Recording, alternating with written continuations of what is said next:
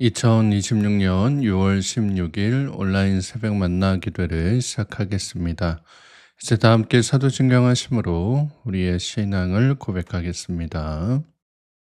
전능하사 천지를 만드신 하나님 아버지를 내가 믿사오며 그 외아들 우리 주 예수 그리스도를 믿사오니 이는 성령으로 잉태하사 동정녀 마리아에게 나시고 본디오 빌라도에게 고난을 받으사 십자가에 못 박혀 죽으시고 장사한 지 사흘 만에 죽은 자 가운데서 다시 살아나시며 하늘에 오르사 전능하신 하나님 우편에 앉아 계시다가 저희로서 선자와 죽은 자를 심판하러 오시리라. 성령을 믿사오며 거룩한 공회와 성도가 서로 교통하는 것과 죄를 사하여 주시는 것과 몸이 다시 사는 것과 영원히 사는 것을 믿사옵나이다. 아멘. 다 함께 찬송가 167장 함께 찬양하겠습니다.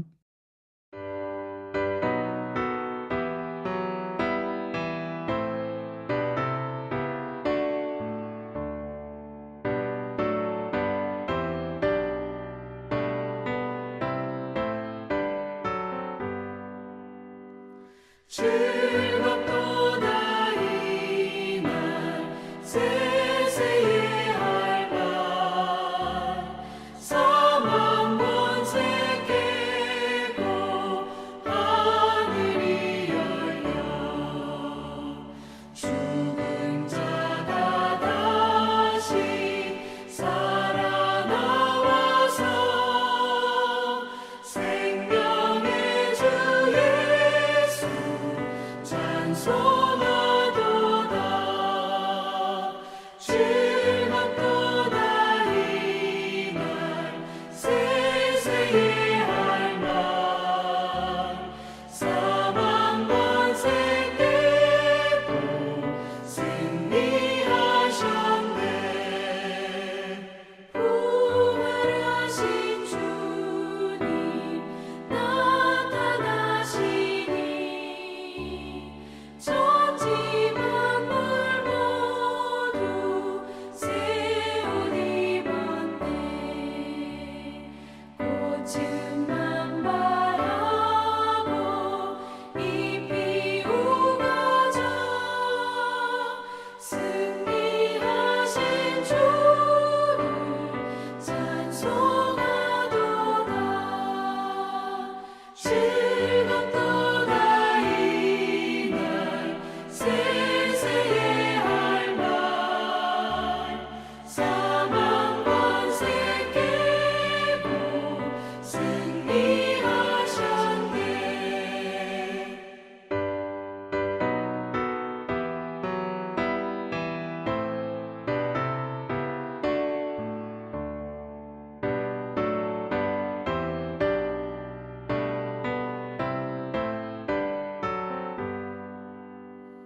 생명의 주 예수 죽음 이기고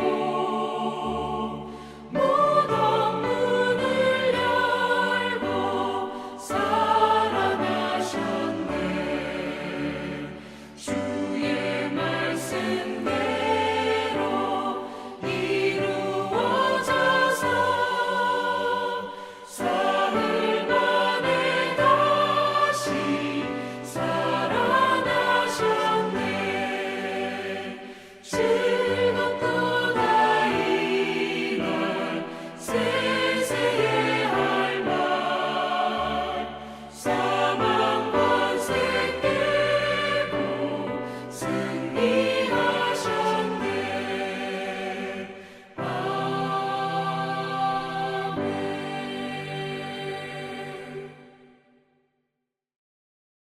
오늘 우리가 함께 나눌 하나님의 말씀은 신약성경 고린도전서 15장 35절에서 49절까지의 말씀입니다. 고린도전서 15장 35절에서 49절까지의 말씀을 공동체 성경 읽기로 함께 읽도록 하겠습니다. 누가 묻기를 죽은 자들이 어떻게 다시 살아나며 어떠한 몸으로 오느냐 하리니 어리석은 자여, 내가 뿌리는 씨가 죽지 않으면 살아나지 못하겠고 또 내가 뿌리는 것은 장래 형체를 뿌리는 것이 아니요 다만 밀이나 다른 것의 알맹이뿐이로되 하나님이 그 뜻대로 그에게 형체를 주시되 각 종자에게 그 형체를 주시느니라. 육체는 다 같은 육체가 아니니 하나는 사람의 육체요, 하나는 짐승의 육체요, 하나는 새의 육체요, 하나는 물고기의 육체라. 하늘에 속한 형체도 있고 땅에 속한 형체도 있으나 하늘에 속한 것의 영광이 따로 있고 땅에 속한 것의 영광이 따로 있으니 해의 영광이 다르고 달의 영광이 다르며 별의 영광도 다른데 별과 별의 영광이 다르도다. 죽은 자의 부활도 그와 같으니 썩을 것으로 심고 썩지 아니할 것으로 다시 살아나며 욕된 것으로 심고 영광스러운 것으로 다시 살아나며 약한 것으로 심고 강한 것으로 다시 살아나며 육의 몸으로 심고 신령한 몸으로 다시 살아나나니 육의 몸이 있은즉 또 영의 몸도 있느니라. 기록된 바 첫사람 아담은 생명이 되었다 함과 같이 마지막 아담은 살려주는 영이 되었나니 그러나 먼저는 신령한 사람이 아니요 육의 사람이요 그 다음에 신령한 사람이니라. 첫사람은 땅에서 났으니 흙에 속한 자이거니와 둘째 사람은 하늘에서 나셨느니라. 무릇 흙에 속한 자들은 저 흙에 속한 자와 같고 무릇 하늘에 속한 자들은 저 하늘에 속한 이와 같으니 우리가 흙에 속한 자의 형상을 입은 것 같이 또한 하늘에 속한 이의 형상을 입으리라. 오늘도 새벽 만나 기도를 통해 하나님께서 주시는 말씀의 은혜와 평안이 사랑하는 성문가족 여러분들과 함께 하시기를 축복합니다. 오늘 우리가 함께 읽은 본문은 어제에 이어서 이제 부활에 대한 바울의 설명이 계속되어지는 내용으로 부활의 몸이 어떤 모습인지를 여러 가지 비유를 통해 구체적으로 설명하는 내용이 나타나 있습니다. 오늘 본문 35절 말씀해 보시면 누가 묻기를 죽은 자들이 어떻게 다시 살아나며 어떠한 몸으로 오느냐 하리니 라고 말씀합니다. 바울이 지금 자신에게 죽은 자들이 어떻게 다시 살아나느냐 그리고 어떤 몸으로 오느냐라고 묻고 있는 사람들이 있었다라고 하는 거예요. 이것은 이제 단순한 호기심이 아니었습니다. 왜냐하면 이제 당시 고린도 사람들, 특히 이제 헬라 문화권에 있던 사람들은 이 몸이라고 하는 것에 대해서 영혼을 가두는 감옥 같은 거라고 생각하는 모습들이 있었습니다. 이것을 우리가 이제 영지주의라고 하죠. 이 영지주의가 초대교회 때에 사람들에게 아주 큰 영향을 끼쳤는데 나중에는 이제 부활 소망에 대해 부정적으로 이야기하고 더 나아가서는 예수님의 성육신까지 의심하는 모습이 나타났었거든요. 왜냐하면 이제 이들이 가진 생각이 이 세상이 부정하고 세속적이라면 죽어서 몸에서 해방되는 거면 오히려 더 좋은 것이지 않냐. 그런데 그 몸이 다시 살아난다는 게 도대체 무슨 의미가 있냐라고 생각했던 겁니다. 후에는 이제 이러한 갈등이 깊어져서 결국에는 이제 뭐 카톨릭이든 개신교든 모든 기독교로부터 이단으로 배척당하게 되는 모습이 나타나게 되는 것이죠.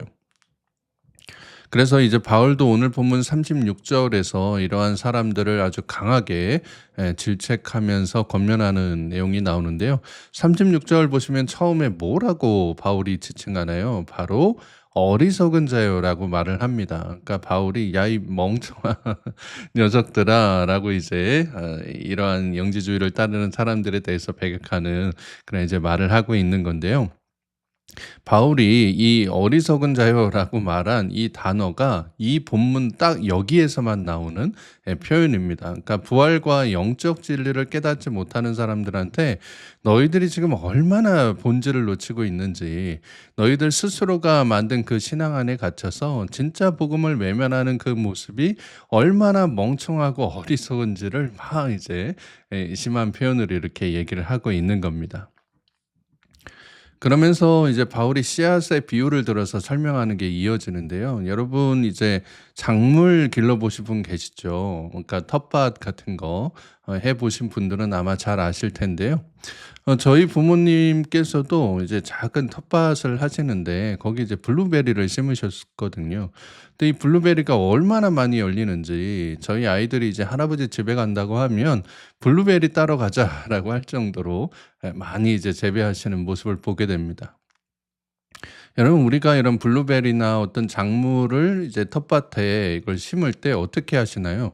되게 이제 봄에 텃밭에 씨앗을 심으면서 근데 거기에 이제 비닐도 치고 물도 주고 거름도 주고 이러면서 이제 시작을 하게 되는 모습이지 않습니까? 그러면 이 작은 씨앗이 땅에 들어가서 싹을 틔우고 줄기가 나와서 나무가 되고 그 나무에서 열매가 열리면 그걸 따서 이제 맛있게 먹는 거 아니겠습니까?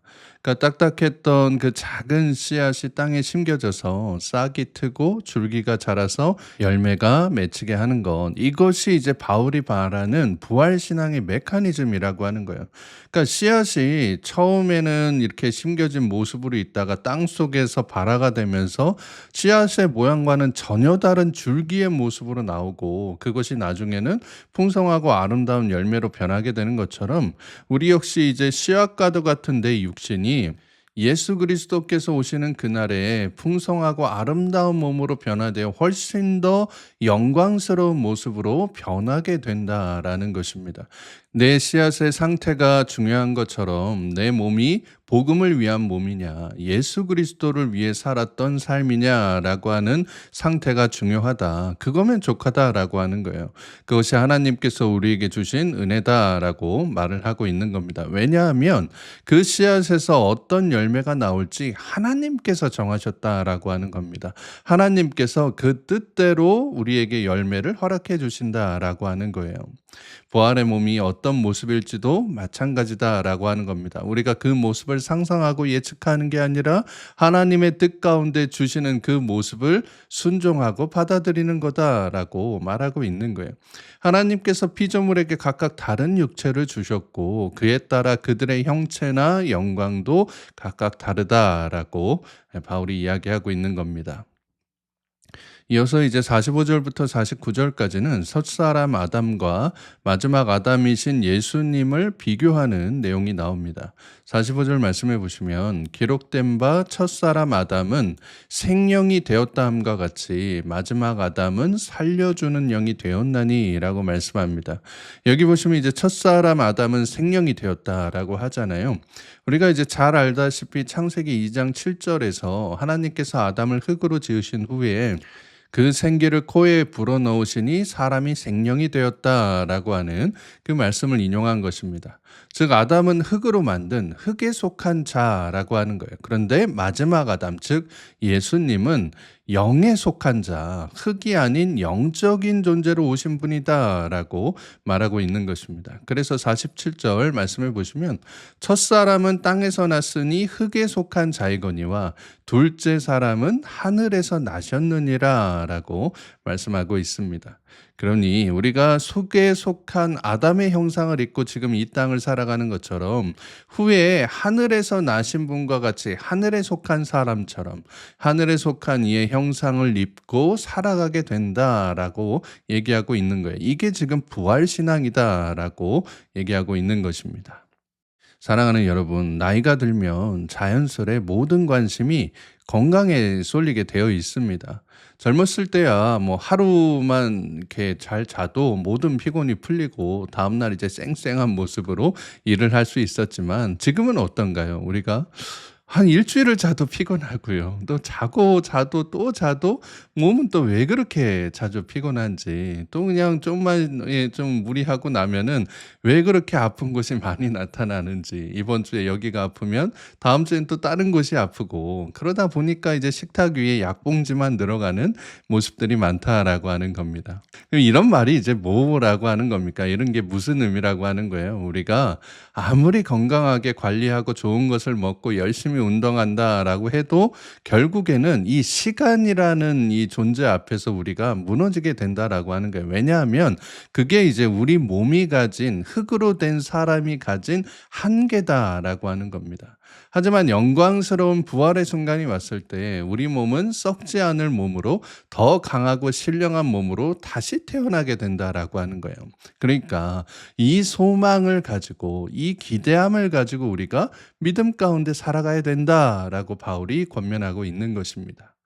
몸이 아파서 힘드신 분들, 또 나이가 들면서 몸이 예전 같지 않아서 속상하신 분들, 또는 이제 사랑하는 사람의 죽음 앞에서 부활이 정말 있는 것인지 흔들리는 마음을 갖고 계신 분들이 혹시라도 계시다면 오늘 바울의 이 권면을 꼭 마음속 깊이 묵상하실 수 있기를 바랍니다. 바로 그 몸이 씨앗이다. 비록 작고 약해 보이지만 그 씨앗에 복음이 심겨지게 되면 끝이 아니라 시작이 되는 것이고, 하나님께서 그 씨앗을 자라게 하셔서 후에는 영광스럽고 신령한 열매로, 그러한 육신으로 다시 살게 하신다라고 말을 하고 있는 것입니다. 그러니 지금 여러분의 육신이 고통 가운데 있으실지라도, 또 질병 가운데 있을지라도, 마음이 아파 힘들어 할지라도 너무 낙심하지 마시고 이러한 부활의 소망을 갖고 믿음 안에서 힘을 내실 수 있기를 바랍니다. 왜냐하면 지금 이 시간이 여러분의 싹이라고 하는 이 씨앗에서 줄기를 내고 나무를 세워가는 시간이기 때문에, 그래서 종국에 가서는 하나님 안에서 영광스러운 열매를 맺기 위해 나아가는 시간임을 기억해서 우리 주님 오시는 그날까지 우리 모두 함께 내 몸과 마음을, 또 믿음을 거룩하게 지켜가는 사랑하는 성문의 모든 가족들 되시기를 주님의 이름으로 축복합니다. 함께 기도하겠습니다. 사랑과 은혜가 풍성하신 하나님 아버지, 오늘도 새로운 날 주심에 감사드립니다. 오늘 이 새벽에 우리에게 말씀을 통해 지금 이 몸의 연약함과 고통이 끝이 아니라 하나님께서 영광스럽게 변화시키실 씨앗임을 깨닫게 하여 주시니 감사드립니다. 썩을 것으로 심겨지지만 썩지 아니할 것으로 다시 살아나고, 약한 것으로 심겨지지만 강한 것으로 다시 살아나는 이 부활의 소망을 오늘 하루도 마음 깊이 품고 살아갈 수 있는 우리 모두가 되게 하여 주시옵소서. 그래서 지금 몸이 아프고 마음이 힘든 우리 교회 모든 지체들에게 부활의 소망이 살아있는 위로가 되게 하여 주시고, 그리스도의 형상을 닮아가는 이 영광스러운 여정 위에 함께 서서 나아갈 수 있도록 주님께서 인도하여 주시옵소서. 거룩하신 우리 구주 예수 그리스도의 이름으로 기도드리옵나이다. 아멘. 주기도문으로 기도회를 마치겠습니다. 하늘에 계신 우리 아버지여, 이름이 거룩히 여김을 받으시오며 나라의 마옵시며 뜻이 하늘에서 이룬 것 같이 땅에서도 이루어지이다.